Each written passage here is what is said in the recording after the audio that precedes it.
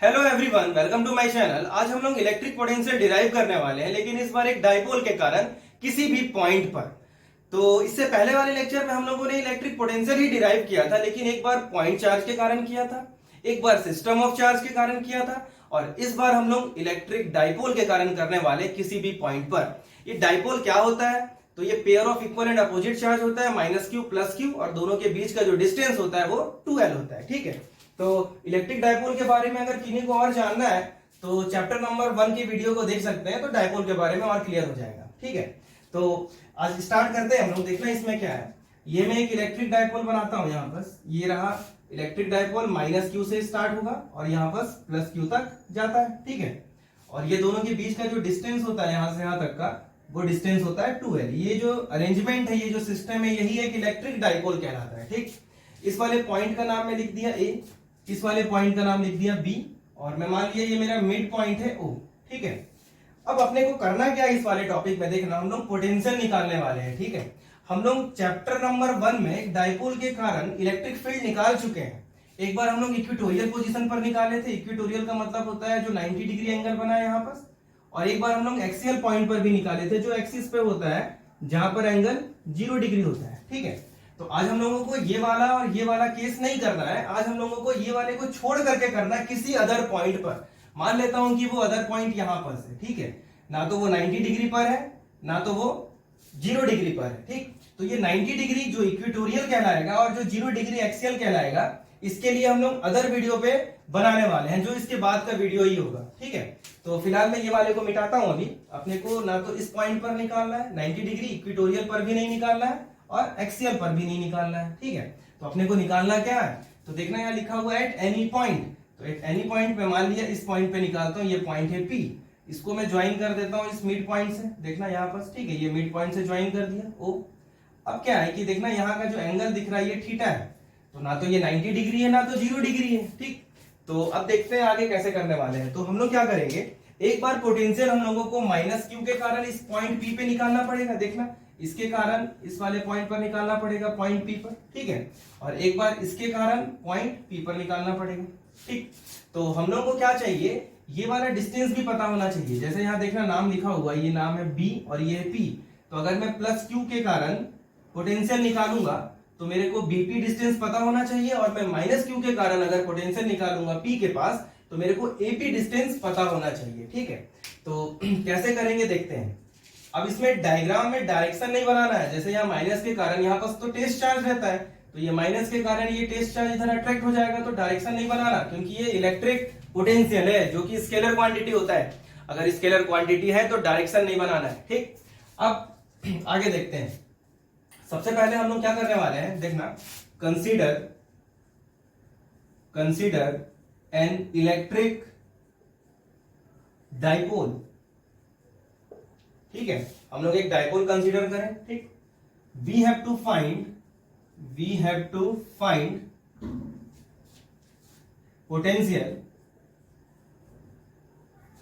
Eight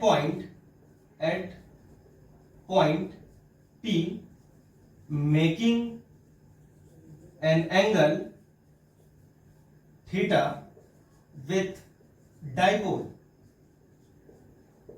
ठीक है, हम लोग को क्या करना है, पॉइंट P के पास इलेक्ट्रिक पोटेंशियल निकालना है डाइपोल के कारण, जो थीटा एंगल बना रहा है डाइपोल से। ये डाइपोल का डायरेक्शन इधर होगा, माइनस से प्लस की तरफ जाता है, इलेक्ट्रिक डाइपोल मूवमेंट बोलते हैं हम लोग। और ये अपना पोटेंशियल यहाँ पर निकालना है, तो देखना डाइपोल से कितना एंगल बना, थीटा एंगल बना। ठीक है, तो हम लोग को ये सॉल्व करना है। ठीक, तो देखते हैं कैसे करेंगे हम। इसको मैं मिटा देता हूँ ये वाला। ठीक है, इसके बाद हम लोग प्लस क्यू के कारण और माइनस क्यू के कारण पोटेंशियल फाइंड करने वाले हैं। ठीक है, तो सबसे पहले हम लोग क्या करते हैं, इसका नाम लिख देते हैं। O से P का जो डिस्टेंस है इसको अपन मान लेते हैं कि R डिस्टेंस है। ठीक है, तो यहाँ लिख देता हूँ OP इक्वल टू R। ठीक, और ये अगर मिड पॉइंट है तो यहां से लेकर के यहाँ का जो लेंथ होगा ये L हो जाएगा, क्योंकि 2L का हाफ L हो जाएगा, और यहां से यहां तक का भी लेंथ हो जाएगा L। ठीक है, अब हम लोग क्या करते हैं, सबसे पहले मैं पोटेंशियल निकालता हूं प्लस क्यू के कारण। तो देखना, लिखता हूं यहां पर potential due to plus q at P। तो सबसे पहले मैं पोटेंशियल निकालता हूं प्लस क्यू के कारण P पॉइंट पर। तो इसको मान लेता हूं ये है V1, तो इसको लिखते हैं अपन 1/4 pi epsilon not Q upon यहां से यहां तक का डिस्टेंस क्या दिख रहा है, BP। तो BP का तो वैल्यू पता नहीं, इक्वेशन 1 मान करके छोड़ देते हैं अपन। अब देखना है इसको BP का वैल्यू कैसे निकालेंगे, इसमें थोड़ा मैथमेटिक्स लगाएंगे। तो देखना क्या है, अगर मैं 2 लाइन ऐसा बनाया, देखना अच्छे से, ये 2 लाइन में ऐसा बनाया, ये लाइन थोड़ा बड़ा है दिख रहा है और ये लाइन थोड़ा छोटा है, ठीक है।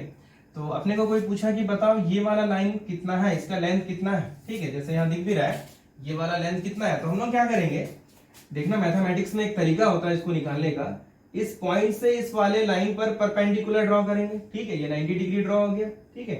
अब देखना ये जो अगर लेंथ है, ये जो लाइन है दोनों, अगर बहुत ही बड़ा होगा, किलोमीटर के रेंज में होगा, तो देखेंगे अगर डायग्राम अच्छे से, तो देखना धीरे धीरे ये लाइन 2 एक होते जा रहा है, इस वाले को देखना 1 बन गया।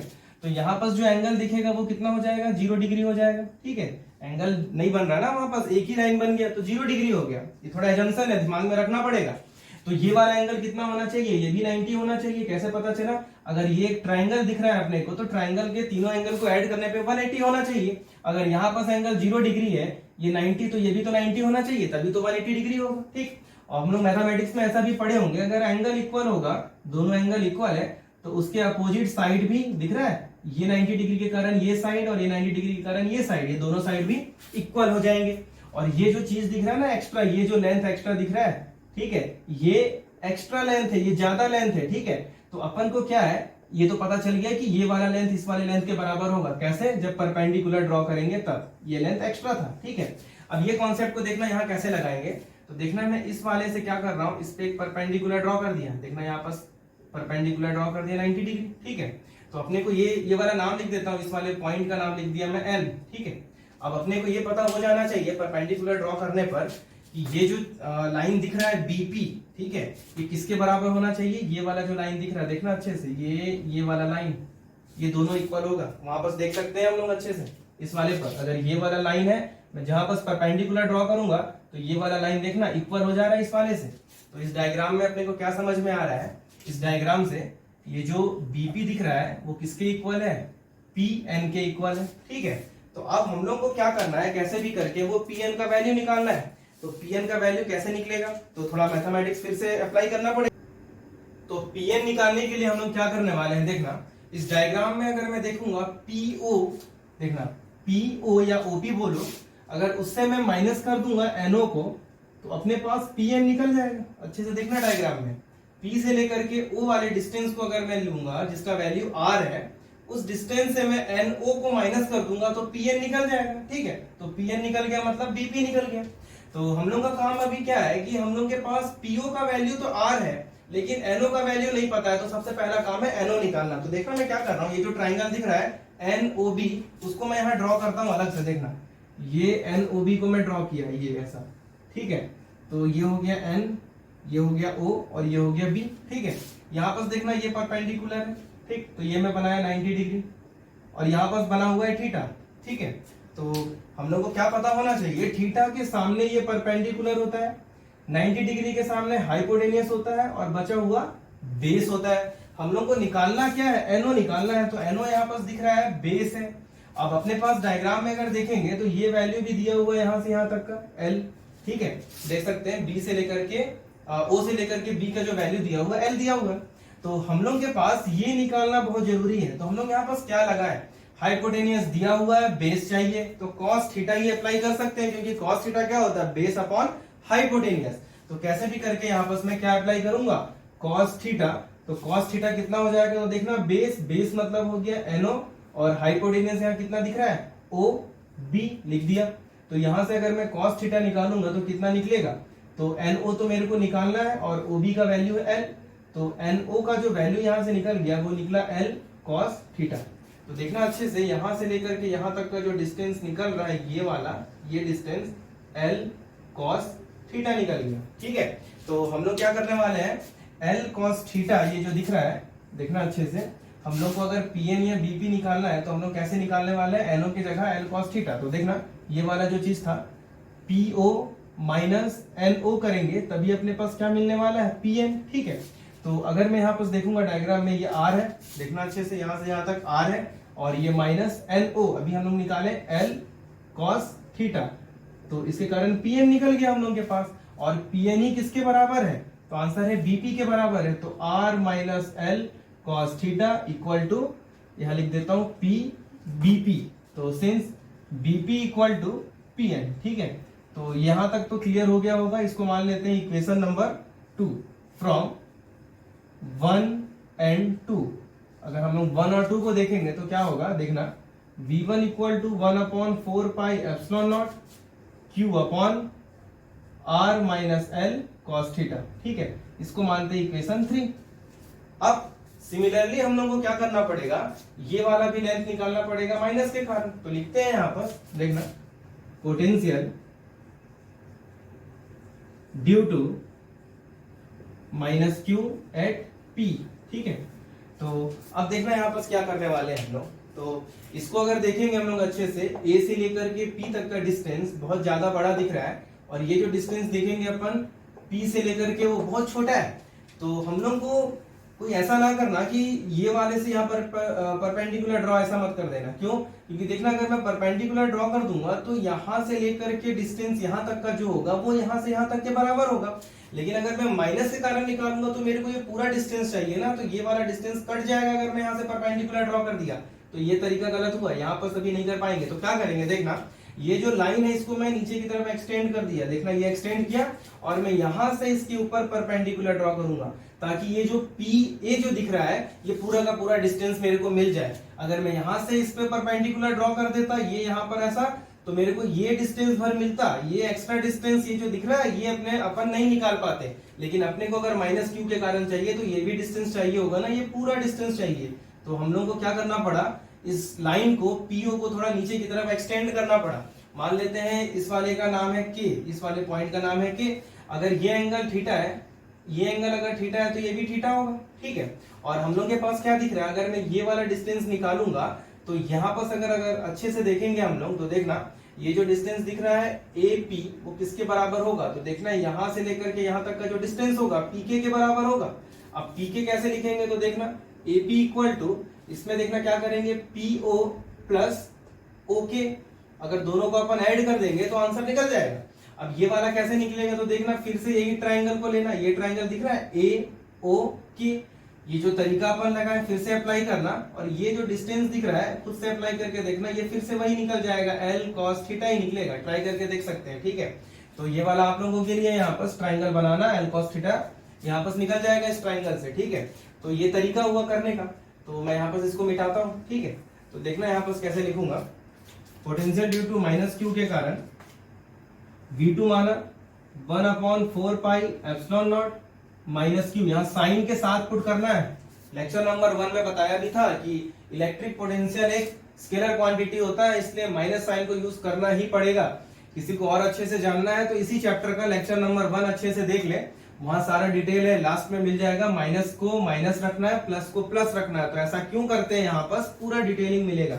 तो देखना माइनस के कारण रखा माइनस, और यहाँ का जो डिस्टेंस है देखना क्या है ए से लेकर के पी, तो यहाँ पर लिख दिया मैं ए पी। अब डायग्राम में देखते हैं हम लोग, V2 इक्वल टू ये माइनस को बाहर लिख दिया, ये हो गया 1/4 pi epsilon not q upon, diagram में देखना ये जो डिस्टेंस दिख रहा है ए पी, ये किसके बराबर दिख रहा है, अभी मैं बताया था पीके के बराबर। और यहां से लेकर के यहाँ का डिस्टेंस क्या दिख रहा है, ये यहां से यहाँ तक का डिस्टेंस पीओ, पीओ मतलब आर हो गया, ठीक है। और यहां से यहाँ तक का डिस्टेंस एल कॉस थीटा आएगा, तो इस बार तो ऐड करना पड़ेगा आर के साथ, तो यहाँ हो गया r plus l cos theta, ठीक है।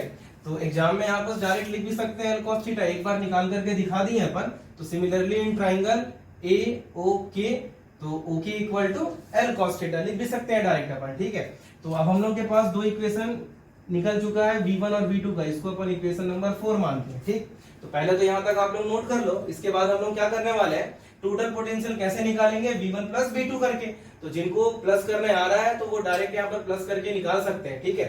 और जिनको नहीं आ रहा है कैसे होगा तो पहले यहाँ तक नोट कर लो, फिर मैं इसको मिटाने वाला हूँ, ठीक है। अब देखना टोटल पोटेंशियल कैसे निकालेंगे। तो टोटल पोटेंशियल एट P, तो दोनों को ऐड करेंगे V1 और V2 को, तो V equal to V1 plus V2। Equation number 3 और इक्वेशन नंबर 4 को देखेंगे तो वीडियो को बैक करके देख सकते हैं, मैं यहाँ पर वैल्यू लिख रहा हूँ डायरेक्ट।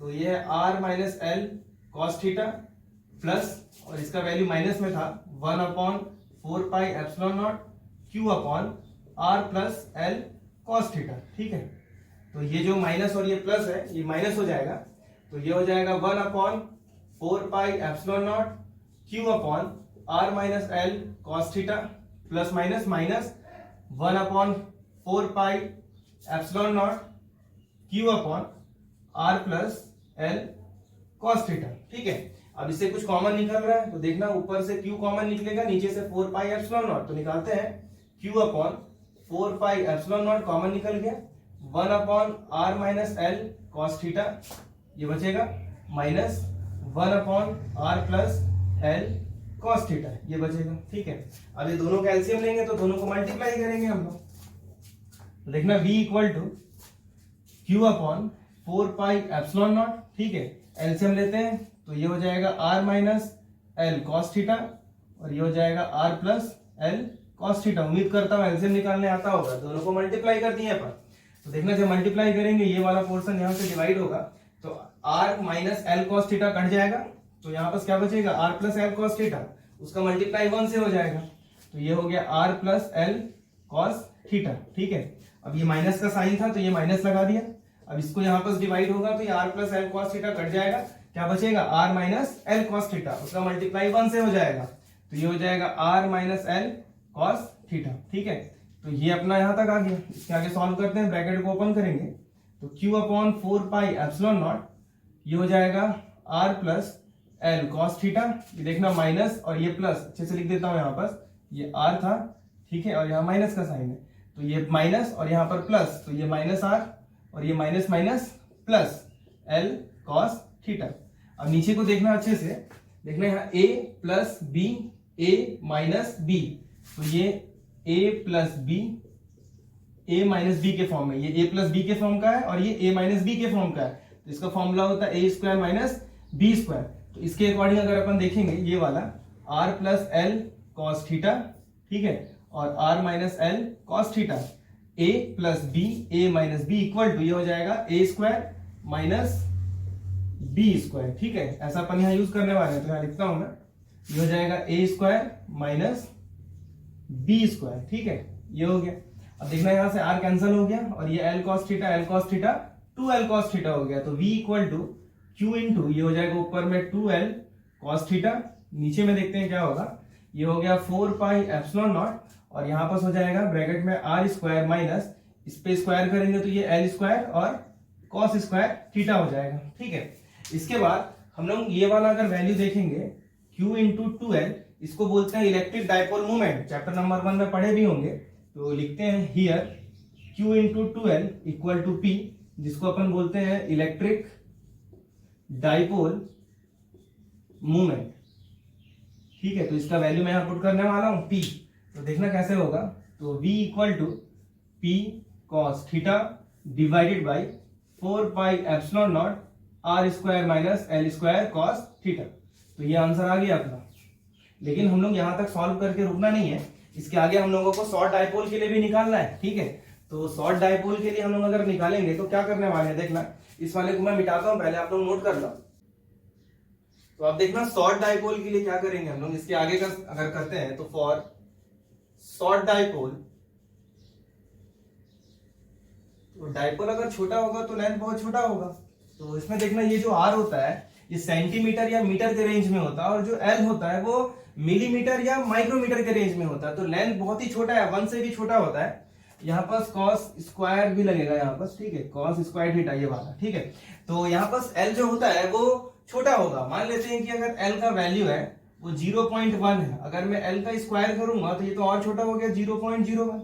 अगर मैं l का वैल्यू मान लेता हूँ 0.01 है, अगर मैं l का स्क्वायर करूंगा तो ये हो जाएगा 0.0001। तो देखना ये तो जीरो के ही लगभग बराबर दिख रहा है, बहुत छोटा हो जाता है, तो हम लोग l स्क्वायर को नेग्लेक्ट करने वाले हैं।